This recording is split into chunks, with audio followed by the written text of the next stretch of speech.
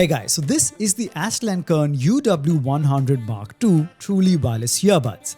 This is also known as the AK UW100MKII. It's a mouthful. Basically a pair of truly wireless earbuds from Astell Kern, and this is a brand that is very well reputed. They make some very high quality audiophile grade headphones, digital audio players and DACs, so very well known in the field, very high quality stuff. Now, right off the bat, I have to tell you that the Astell Kern UW100MKII is objectively a very high quality, very good sounding pair of truly wireless earbuds. However, subjectively, it might not be for everyone. And I'll get into why exactly I felt this way. So sit back and relax, and let's start with the unboxing. So as you can see, it comes in a standard packaging, nothing too fancy. Sliding off the outer cover, we get this box inside. Inside the box, we get some paperwork, numerous pairs of different size silicone ear tips, the USB-C to USB-A charging cable, and of course, the UW100MKII truly wireless earbuds in their charging case.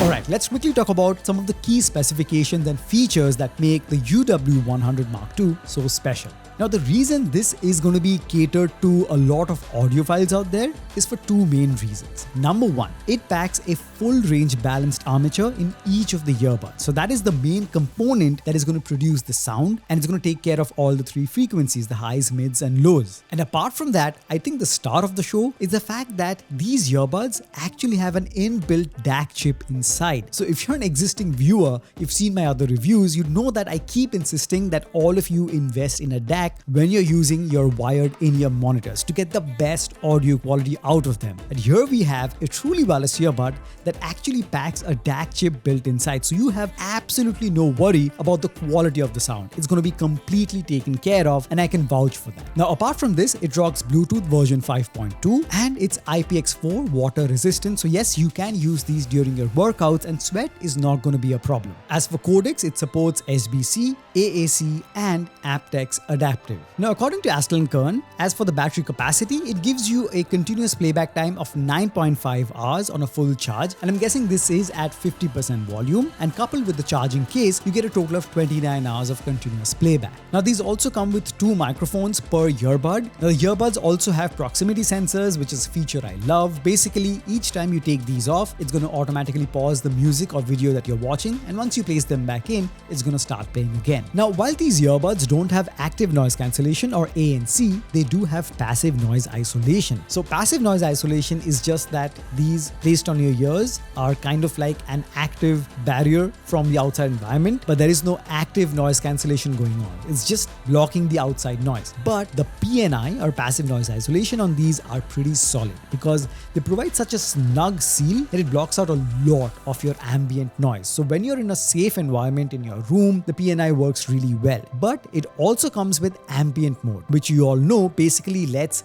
the ambient noise or sound come in so that you're more aware of your surroundings, especially when you're on the road and you have these earbuds in your ear. So they have 4 levels, 1 being the least amount of sound being let in and 4 being the most. I found, for me at least, the passive noise isolation is so good that sometimes I felt a weird pressure on my ears. So I would keep the ambient mode set to level 2, and that would kind of ease the pressure and make it more comfortable. Now, the UW100MKII also comes with its companion app, and that is available on the Play Store and the App Store. Sadly, for Android users, the Play Store hasn't updated. They haven't released an updated version of the AK Control app, so it's not currently available as of the time of making this video. Hopefully by the time I publish this, it might be available, but it's definitely coming out pretty soon. For iPhone users, it's going to be available on the App Store readily. Now, this app, like any other companion app, lets you do some basic functions and customize your earbuds to your taste. So apart from getting OTA firmware upgrades to keep them up to date at all times, you can control what the touch controls do on each of the earbuds. You can choose from the different ambient modes. There are 4 different levels. You can choose any one. You can choose from different EQ presets, and you can even set the equalizer yourself and save that as a preset. You've also got a option to choose the DAC filter. Now, I've played around with this and I didn't find it made any huge difference or any noticeable difference at all, but it's there for you to play around with. Now, as for for the design and build quality, the earbuds themselves have a pentagon shape, which is definitely a head turner. It looks really unique, and some of you might be a bit apprehensive thinking that these sharp edges might be very uncomfortable in the ear, but they've done a very good job regarding the ergonomics, so it fits very comfortably in your ear. I have tiny ears and I had no problem regarding the comfort part of these earbuds. Next up, we have the feature of the touch capacitive control on the surface of the earbuds. There is a bit of a learning curve. I found that the learning curve is a little extended because you see, they have a unique shape. So there is a particular place where if you place your finger, it is going to respond, and for the rest of it, it is not going to. So as you can see, this graphic that I've put on screen right now, it shows the exact area which is for your touch capacitive control. So if you get used to this once, you're not going to miss it. But initially, there is a bit of a learning curve. Now, the overall build of the earbuds is, I guess, polycarbonate. So it doesn't feel cheap, but it's got no metal involved, and that's okay. They still look very unique. They feel quite premium. Even the case feels nice. Now, one thing that I don't like about the design is the part where I'm taking out the earbuds from the case, it keeps slipping out. So it's kind of a hassle to take it out, and I wish there was a divot or something that would have made it easier for me to slip in both fingers, my index finger and my thumb, so that taking out would be easier. But each time I'm taking these out, it's a bit of a hassle. So that is one thing I'm not too happy about. But one of my favorite features of the charging case is, apart from having a USB-C port, it also supports wireless charging. So yes, I can place it on any Qi wireless charger or a phone that has reverse wireless charging, and it's going to charge just fine. Alright, now let's get into the main criteria, which is the audio quality. Now you guys know I judge any audio product based on how they produce the three major frequencies that broadly make up any sound that you hear: the highs, the mids, and the lows. The highs are the treble response, where the really sharp sounding instruments are, the mids where the vocals are, and the low end or the bass response. Alright, starting off with the higher frequencies or the treble response, the highs were so rich. It was at that sweet spot where it's not too sharp, but it's not dull, it's just perfect. There is so much of richness in the track. There is so much of detailed retention, subtle nuances, beautifully rendered, sound of cymbals. You know, all those instruments that fall into the higher frequency range are beautifully rendered and sound very authentic and packed with so much of detail, which is really something that stands out when you come from any other normal, truly wireless earbud. So the highs sounded very pristine. At maximum volume, they might get a bit harsh, but not sibilant. And obviously, you're not always going to be listening to these at 100% volume. Anything below 100%, even up to 90%, and the highs sound so pleasant even for long listening sessions. So the treble response is a 5 on 5.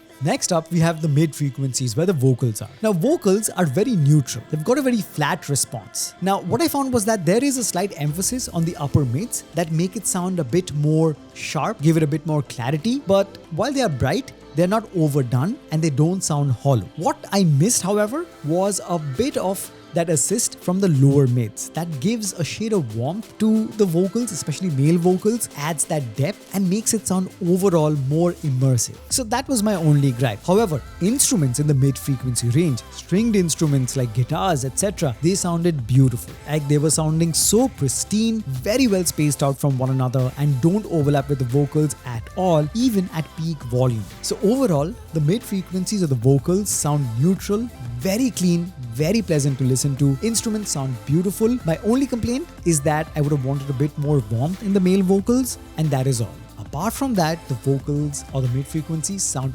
a-okay. And finally, we get to the low end or the bass response. This is where it gets a bit tricky, and this is where it's going to separate casual listeners from audiophiles. In general, casual listeners don't mind if the bass is exaggerated. It's got a V sound signature where the highs and low end are exaggerated. It's a fun sound signature. That's what casual listeners usually want. And audiophiles, on the other hand, they want a more nuanced sound. So when it comes to the bass response of these earbuds, it is focused on the mid bass definitely for the most part, but it is also capable of giving you the rumble of the sub-lows, which is very neat. However, the strange thing was, at max volume on tracks that I've heard on many other in-ear monitors and earbuds, I was finding that these were having a really hard time rendering the mid-bass slam because it was trying to get muddy and it was being stressed to the limit. While the sub-lows on tracks that had that, it produced that with much more efficacy than the mid-bass, which was very strange. That was kind of disappointing that the mid-bass was getting a bit distorted at peak volume while the sub-lows were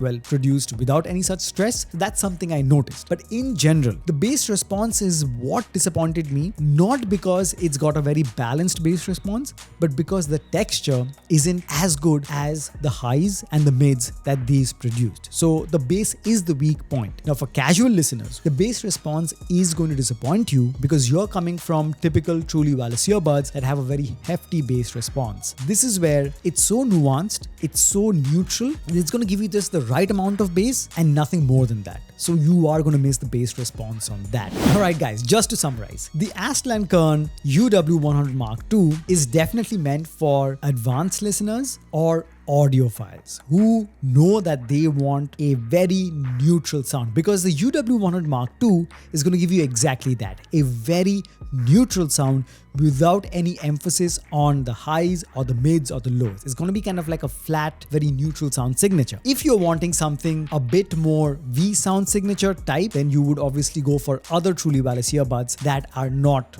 meant for audiophiles per se. However, because this has a DAC built in and it's supported by a balanced armature, the sound it produces is very, very rich. It is definitely leagues ahead of other typical truly wireless earbuds in terms of the sound stage, which is so wide on these. It sounds so pristine and rich, and the detail retention is surprisingly good. You have to actually listen to it to understand what you've been missing on your typical truly wireless earbuds. But again, if you're a casual listener wanting a robust sound experience where you really want that bass to hit you, the UW100MKII is probably not going to serve you that well. So there you have it guys. That was my review of the Astell Kern UW100MKII. I hope you've enjoyed that. If you have any other questions regarding this, do hit me up in the comment section below. I'll try my best to answer them. As always, I'll leave a link of this and many other audio products in the description below. I would really appreciate if you use those links to make your purchase. As always, you have my word, it will never cost you anything extra, but you guys will be helping me run this channel and I can produce more such high quality and helpful content